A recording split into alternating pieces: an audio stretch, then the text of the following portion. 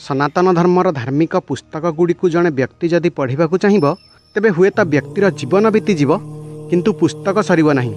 ज्ञान मार्ग हेउ, भक्ति मार्ग हेउ अथवा कर्म मार्ग हेउ, प्रत्येक मार्गरे लक्ष लक्ष मंत्र बा श्लोक रही। एहाकु पाठ करी व्यक्ति ईश्वराभिमुखी होई परिबो, किंतु एहार सारांश जानिबाकु चाहिए आमे भ्रमित होइजिबा। जगद्गुरु आदि शंकराचार्य एही लक्ष लक्ष श्लोक मध्यरु केवल 4टी मंत्र को चयन करथिले, जाहाकु महावाक्य कुहाଯାଏ।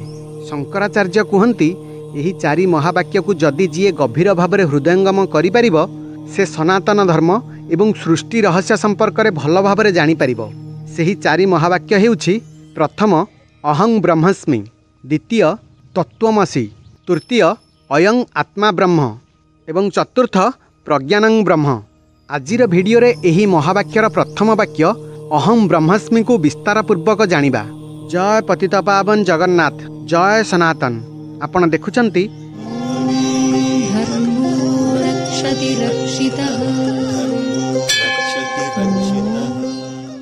अहं ब्रह्मस्मि। एही महावाक्यर शाब्दिक अर्थ प्रायतः समस्त को जଣା थिबो।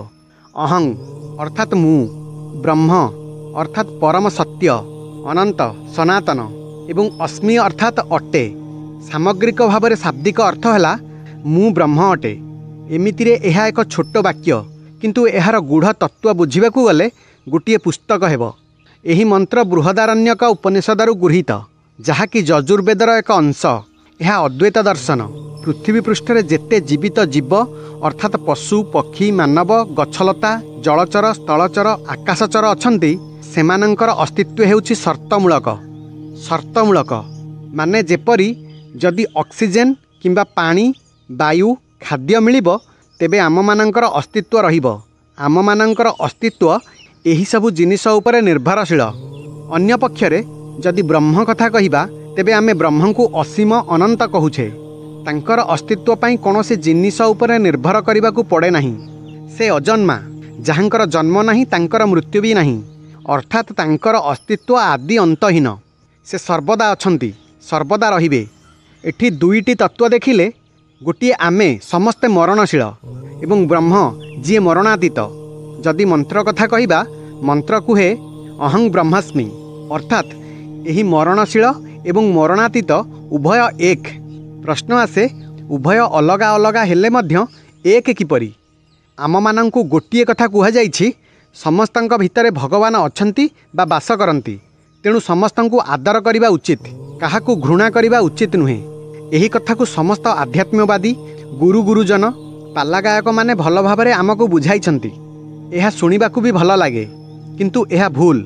एहाकू भूल भाबरे आम आगरे समस्ते प्रकाश करिछंती। आम समस्तंक भितरे भगवान नाहंती, बरं आमे माने समस्ते भगवानंक ठारे अच्छे। एही 2टी कथारे बहुत बड़ पार्थक्य रहिछि। कारण जदि आम भितरे भगवान थांते तेबे आमर मृत्यु काहींकी हुअंता? आमे खराब कार्य काहींकी करंते? जदि आमे मरी जाउछे तेबे भगवान मध्य मरी जिबा कथा। सेथिपई भगवान आम भितरे नाहंती, बरं आमे भगवानंक ठारे अच्छे। एही कथा भगवान श्रीकृष्ण श्रीमद् भगवद गीतार 9म अध्याय 4th श्लोक रे कहिछंती। मया तदमिदं सर्वं जगत व्यक्तमूर्तिना मस्थानि सर्वभूतानि न चाहं तेष्वस्थितः। अर्थात एही समस्त संसार मो अव्यक्त स्वरूप रे व्याप्त। समस्त जीवगण मो ठारे अवस्थित।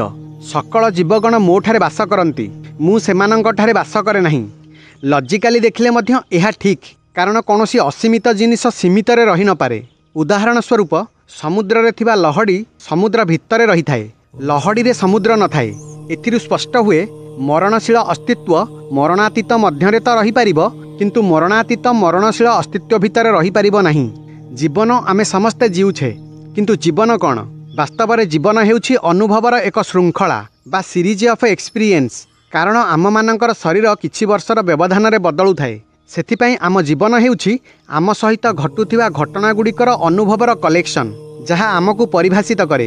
एही प्रक्रिया पई 2टी जिनिस दरकार, जी अनुभव करे अर्थात आमे, एवं जहाँ अनुभूत हुए अर्थात एही प्रकृतिर पदार्थ। अनुभव पई एही 2टी दरकार। जदि आमे भूली जिबा आमे शरीर बोली एवं आमे केवल अनुभव करूछे, तेबे अहम ब्रह्मस्मिर अर्थ जदि देखिबा एठी केवल मु ही अछि, तेबे मु काहाकू अनुभव करूछि? एठी ब्रह्म व्यतीत किछि नहीं, अर्थात ब्रह्म निजकू ही निजे अनुभव करूछि।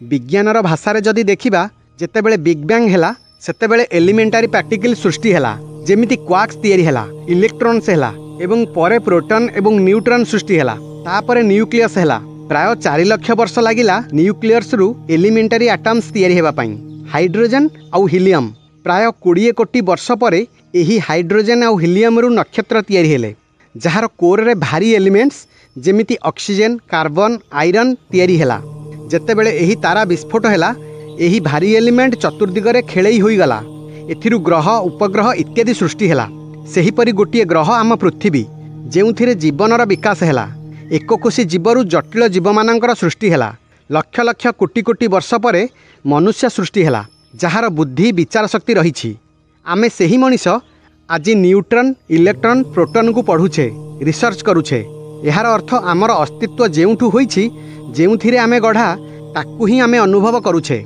ताकू आमे पढ़ुछे आगरु कुहा जाइछि जे ब्रह्म निजे ही निजकु अनुभव करुछि कारण एठी द्वितीय केही नाही सेथिपई कुहा जाए अहं ब्रह्मस्मि आशा करुछि आपण माने अहं ब्रह्मस्मिर अर्थ बुझी परिथिबे जदि वीडियो भल लागि थाए तेबे चैनल को सब्सक्राइब करिवे रहिली जय जगन्नाथ जय सनातन।